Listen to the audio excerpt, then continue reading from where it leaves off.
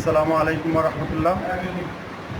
আজকে আমরা দেখাবো কিছু টেকনিক যাদের ভুঁড়ি বড় হয়ে গেছে, অ্যাবডোমিনাল অনেক সমস্যা হয়, ভুঁড়ি বেশি হলে তাদের টয়লেট সিটিংয়ের সমস্যা হয়, অন্য অন্য আদার্স এভরিথিং যে কোনো কাজকর্ম করতে অসুবিধা হয়।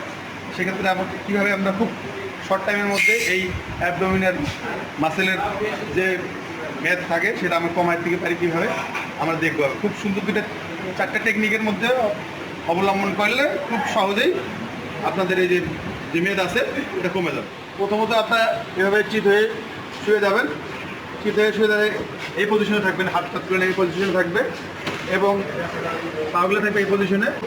আপনারা যেটা করবেন সেটা হচ্ছে গিয়ে 1 ফুটের মতো একটা পা উঁচুতে নিয়ে আসবেন এবং এই পাশটা নিচে যাবে, আবার এই পাটা আবার উপরে চলে আসবে, কিন্তু সার্ফেসের সঙ্গে লাগবে না।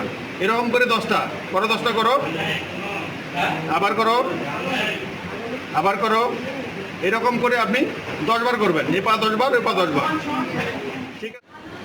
2 নম্বরে পাটাকে একটু ভাঁজ করে নেবো আমরা। ভাঁজ করে নেওয়ার পরে হাত দুটাকে তার মাথার নিচে রাখবো, দেখে ওনাকে বলবো যে আপনি একটু আসেন তো, জাস্ট সিম্পলি আপনি আসেন একটু, এই ঠিক আছে, এই কি তোমার কি অ্যাবডোমিনালে চাপ করতেছে? হ্যাঁ ওটা, আসো আসো আসো, হ্যাঁ এই এটা আমরা 10টা করবো, ঠিক আছে? এটা আমি 10টা করলাম, ঠিক আছে।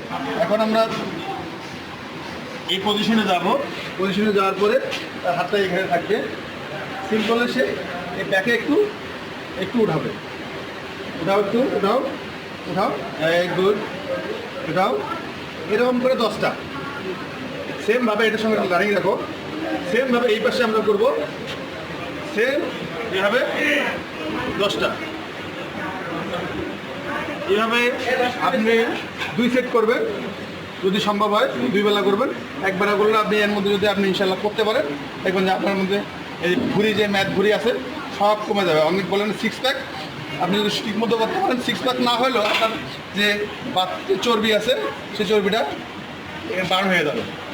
ঠিক আছে, ধন্যবাদ।